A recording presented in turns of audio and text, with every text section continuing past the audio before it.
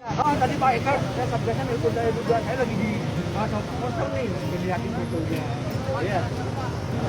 Tadi saya udah sampaikan ke Pak Kanis juga. Yang demo itu kurang luar balik. Kurang tahu Pak. Kurang tahu. Nggak ada yang bisa. Kita cuma jagain anak-anak tadi jam 8. Kalau kami jaga keamanan tadi di sama Kanisnya di Polsek ngobrol nanti saya juga bantu jaga untuk beberapa bagian. Sama juga untuk objek.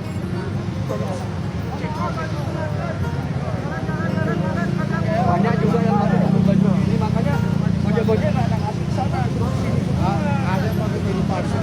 Iya, maksudnya begitu. Kan kasihan anggota saya ya. Betul. Oh, siap. Mas.